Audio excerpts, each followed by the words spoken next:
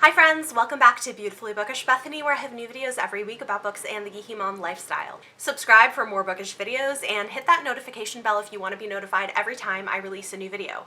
In today's video, I am sharing with you my fairly sizable June book haul.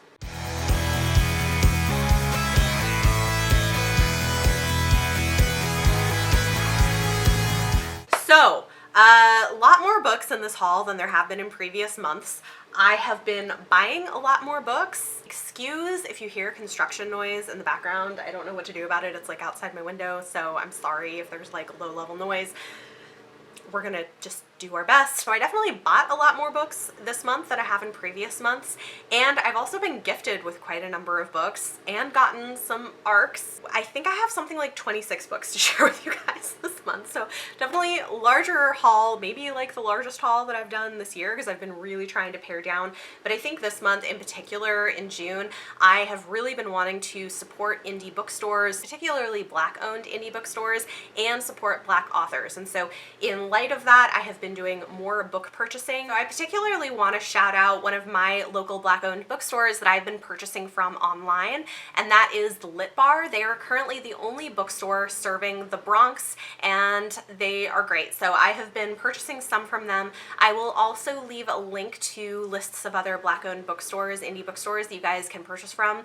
I've really been trying to make most of my buying from indie bookstores and from a lot of Black-owned bookstores for now. So just throwing that out there. Hopefully that's a useful resource for y'all. That said, I think I'm actually going to start with the books that were gifted to me because I want to say a huge thank you. I don't even know who sent me some of these books, and so yeah, I just want to say thank you to whoever you are. If you sent me one of these things and I don't know who it is, let me know in the comments down below or reach out to me so I can like properly say thanks, because like I really appreciate that. Okay, so I do know who sent me the first ones. This is from my wonderful friend and patron, Ashley from Books with Ashley. Thank you so much. This was so kind of you. As like kind of a belated birthday present. She sent me 2 books off my wish list that I have been wanting, and they are both from Beverly Jenkins, who is, I love. She's like the queen of historical romance, guys. We have Destiny's Surrender and Destinies Embrace.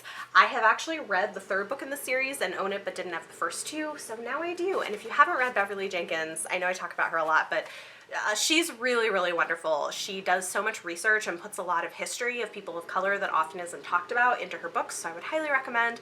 Thank you, Ashley. This was really sweet of you.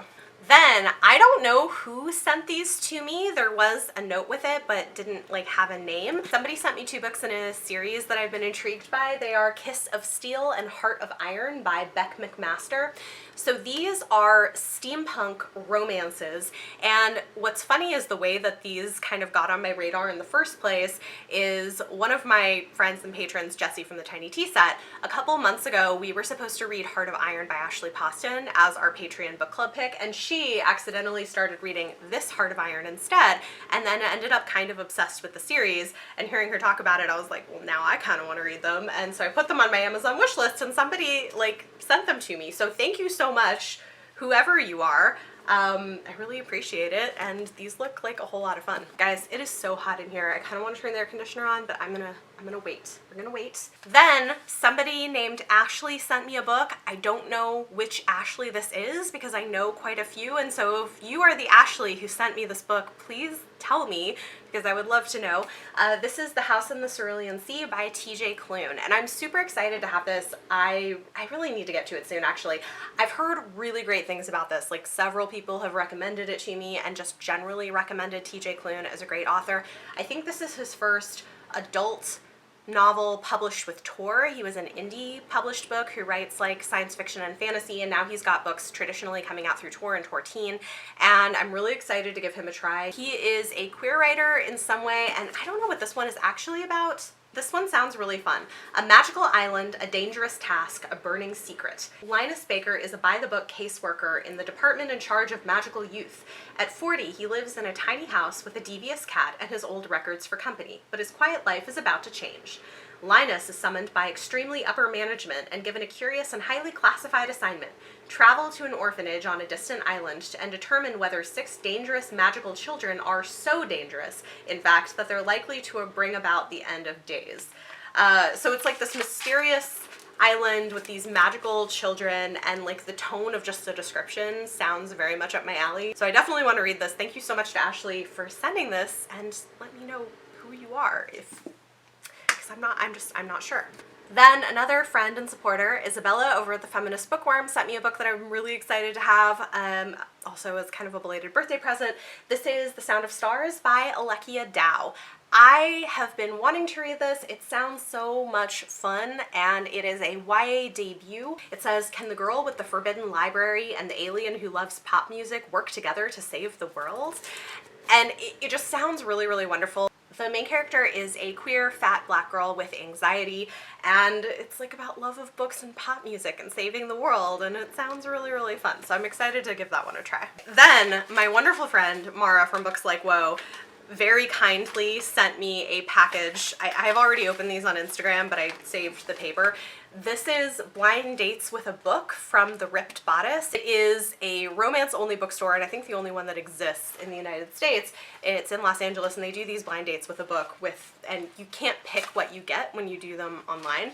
But she sent me 2 of them, and one of them I've already read, actually. So let's start with that. So this one says, Lesbian Vampire Sorority, Where Do I Sign Up? This was probably like the most out of my comfort zone. I ended up reading it, and if you haven't heard my review of this book, I will link my June mid-month wrap-up up above where I talk about it. This is Soul to Keep by Rebecca Weatherspoon, and it is exactly what it says. It's a erotic romance novel featuring a sorority of lesbian and bisexual vampires. So that was like quite a ride. And the other one sounds very much up my alley. This is A Lady Scientist Will Have to Decide Between Love and the Family Pressures of Marrying a Fancy Dude. I am always here for lady scientists, and this one is The Scandalous Pursuit by Candice Camp. I've never read from Candice Camp, but I like a good historical romance, especially with a nerdy female main character, and this is definitely that. So thank you so much, Tamara. That was really, really sweet of you, and these were a whole lot of fun to open. And lastly, for gifts, my wonderful husband for our 9-year wedding anniversary. Yes, I know, it's wild. We've been married for 9 years. But he also bought me 2 books off my wish list, which is like, what could be better? I'm really thrilled. First up is a book that I read and reviewed and loved, and now I can put it on the shelf with my other favorites of the year. This is Chosen Ones by Veronica Roth, which seems to get quite mixed reviews, but guys, I really loved this, and the physical book is so pretty. Let me just show you. Look, and like these wild M papers. This is her first adult novel, and it's kind of a grittier take on superheroes. I like how subversive it is, and I like that the main character is this like unlikable, kind of prickly woman. It basically follows this girl who had been part of this group of teenagers who had been pulled by the US government for special training because they may be these prophesied chosen ones to defeat the Stark Lord. So they trained for it. They did defeat this dark one or whatever, and 10 years later, we're now following her as she is an adult woman dealing with anxiety and PTSD and sleeplessness and, you know, just like struggling with the aftermath of what it's like to have lived that kind of life in the public eye. And then some things happen, and it kind of asks this question of like, okay, now that you're older and you don't have the same naivete, if you are faced with some of the same things, would you do things the same way or not? And like, I think this was really interesting. I loved it. Definitely a new favorite for me. So this will be going on my favorites shelf for the year. And then the other book that my husband got for me is Sin Eater by Megan Campisi. This one is kind of like a shorter, creepy horror novel that sounds really interesting. It says that it's The Handmaid's Tale meets Alice in Wonderland in this inventive historical novel about a girl in 16th century England who is sentenced to be a sin eater and finds herself caught up in a deadly plot at the heart of the Queen's court. This sounds fantastic. I've heard some really good things about it. It's not terribly long. It says it's a dark and thrilling page turner, so definitely excited to have it, and like the cover is really cool. Thank you so much to my husband. Not that he'll probably watch this video, but he is wonderful and books are the best. Okay, moving on. Guys, I swear this is gonna be like the longest book haul that I've done in a while. I purchased the rest of the Twilight books. I got them used, half price, from my local indie bookstore. So I have New Moon, which I have read and tabbed, and you should by now have a reading vlog up, so I will link that if you haven't seen it. I have Eclipse, and I have Breaking Dawn. So I did not purchase them new, and I supported an indie bookstore in my buying of them. I also got a Tor.com novella. This is The Empress of Salt and Fortune by Niveau. I've heard really good things about this, that it has kind of like a fairy tale quality to it. I think it's also a queer author. It's set in China. I don't know a whole lot of details, but it's pretty short and it sounded really cool. So I got that. I also purchased and read and tabbed White Fragility, Why It's So Hard for White People to Talk About Racism by Robin DiAngelo. Another one that is going to be going on my favorites shelf. I talk about this in my June mid-month wrap-up if you want to hear my thoughts. I think this is great. Like, this is not the only book that people should read, but I think it's a great introduction, especially for white people, which is the intended audience. Then, because I liked it so much and keep recommending it, I decided to buy myself a finished copy of Forbidden Promises by Cynthia Williams. You maybe have seen me recommend this. I had an arc of it, and I went ahead and got this finished copy because it's beautiful. It's a really good book. If you like kind of soapy family drama, this is a fun contemporary romance following an elite black family in the South, I think in Texas. It's a good one. I liked it. I also went ahead and added to my Alyssa Cole collection. This is one of her novellas, Let It Shine, and it follows a couple that meet and fall in love during the civil rights movement. Then I purchased a book that I've been thinking about getting for a while. I heard about this originally from Mara over at Books Like Whoa, and I'm hoping to read this one really soon. This is The Cross and the Lynching Tree by James Cone. He is a black theologian, and this is a book that addresses race and racism in the United States from a more of a theological standpoint, and I've heard really good things about it. It's not very long. I'm hoping to read this one in July. Then I pre-ordered a YA fantasy debut that hit the New York Times bestseller list, which is really exciting, so huge congrats to this author. It is A Song of Wraiths and Ruin by Roseanne A. Brown. This is her YA fantasy debut. It is African inspired, and it features characters who secretly are trying to assassinate each other. It's like dark and sounds amazing, and I'm hoping to pick this one up in July as well. And then the last two books that I purchased are part of a project that I'm setting for myself during the summer of reading books about werewolves and vampires by authors of color so that I can offer recommendations for you guys, especially when Midnight Sun, the new Twilight book, comes out, to give you some other options.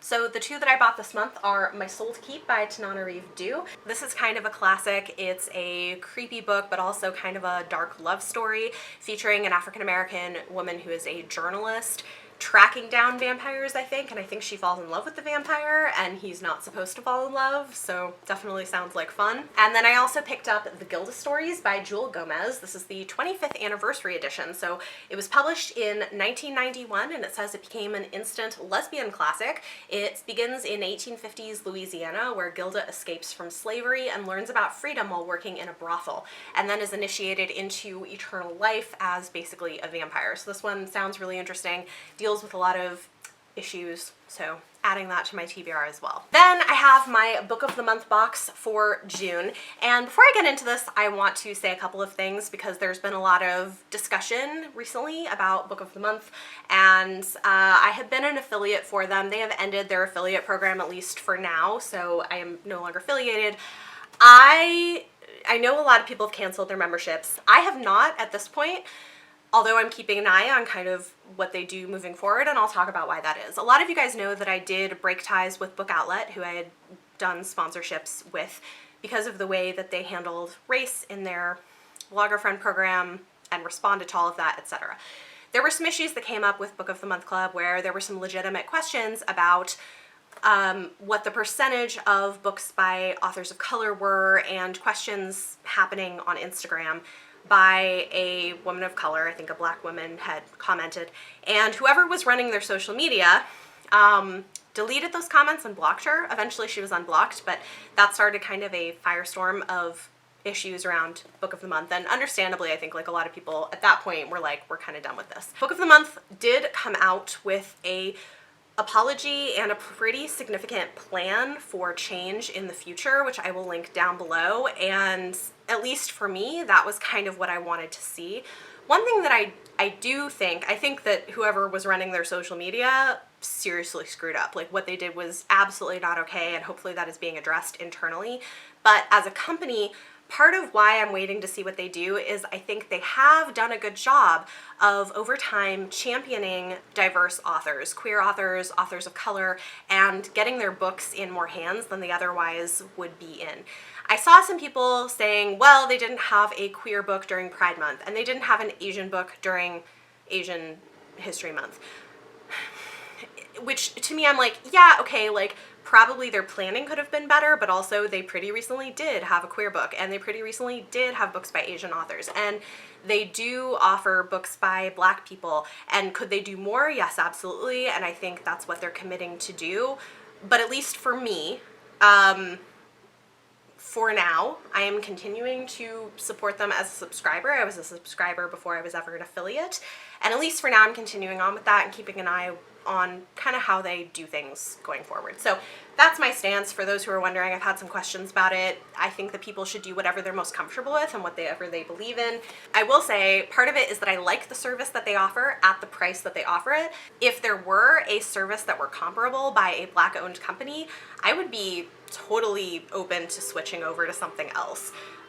What I do like about this is it's a reasonable price. It's $15 a month including shipping. You get to pick which of a selection of books you get, and if you don't like any of the options, you can skip that month. So I guess that's the thing, is for me, I like what they offer. I like the price that they offer it at. I haven't seen anything comparable at this point, and I'm pretty happy with the way that they're handling things. Others may feel differently, and I think that that's totally valid. Again, like, I'm no longer officially affiliated with them, I'm just a subscriber. So anyway, all that to say, I'm gonna share what books I picked. So for June, I ended up getting 2 books, one of which I'm super excited to read, and I may throw this into my July TBR as well. This is One to Watch by Kate Stayman London.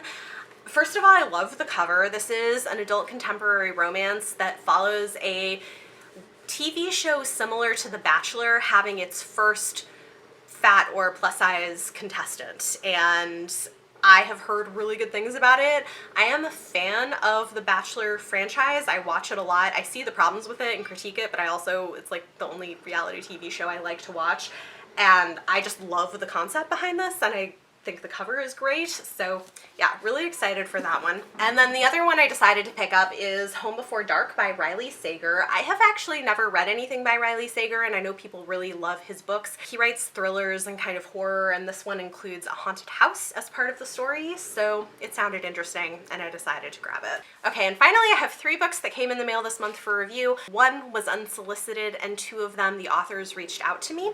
So the first one, from an author who had reached out to ask me if I'd be interested, is Like Lovers Do by Tracy Livesay. I was actually really excited to get this opportunity because I have heard about Tracy Livesay and been interested in reading her books. I know Bree from Bree Hill and Steph from Steph's Romance Book Talk both like her. She is apparently known for writing interracial romances, and this is an adult contemporary romance, and it sounds right up my alley. It features a Black woman who is a surgeon and kind of a workaholic, and a white man who also works in the medical field, and it's both a friends to lovers and fake dating trope, which sounds super fun. They are friends, but because of some family stuff, she ends up agreeing to pretend to be his girlfriend for a while, and then of course they fall for each other. So this sounds right up my alley. I am planning on reading this one in July, and I'm really thankful to the author for sending me an ARC. The other one where the author reached out to me also sounds incredible. This is a YA kind of horror slash thriller. It's The Glare by Margot Harrison. This is coming out in July, and it sounds really good and really creepy. So in this book, The Glare is this really creepy game on the dark web, and apparently if you play it and your character dies 13 times, you will die in real life, which is pretty creepy. And it follows the 16-year-old girl who has spent the last 10 years completely separated from all technology, and now she's entering back into the normal world and ends up getting caught up in this game. It sounds really cool and really creepy, and when she had reached out to me, I went and checked out her website, and there's this kind of blog post thing on her website that's supposed to be like some nonfiction account of the Glare game, and it's super creepy and like gave me chills. So I'm really excited to read this. I'm hoping to pick this one up in July. And the final book in this very long book haul is The Way to Rio Luna by Zoraida Cordova. So this is a middle grade book. I think her first middle grade, maybe, that she's published. I have liked a lot of stuff that I've read from Zoraida. This supposedly came out in June and was sent to me. It is Own Voices for the Latinx representation, and it follows a young boy who's determined to find his older sister, and he believes that she's waiting for him somewhere in this magical land called Rio Luna that they used to talk about when they were kids. What's interesting about this is they were put into the foster care system and separated, and so he's trying to find her, but it has this magical element to it because he finds a book with a map to Rio Luna and goes on this journey to find his sister. So this just sounds really, really wonderful, and I'm grateful to have it and interested to pick it up. Okay, so there you go. Those are all the many, many books in my book haul for June. I don't know exactly when it's coming to me, but soon I should also be getting Take a Hint, Danny Brown by Talia Hibbert. You'll see that next month, but I'm really excited for it. So I did pre-order it, but it probably won't be here for like a week. So I filmed this now. That was a lot. Talk to me in the comments down below. Let me know any of your thoughts or feelings on any of the things I talked about in this video, the books that I talked about, and for your question of the day, let me know what have you been buying and where have you been buying from. If you guys like this video, give it a thumbs up, subscribe if you want to see more. Thank you so much for watching, and I will see you next time.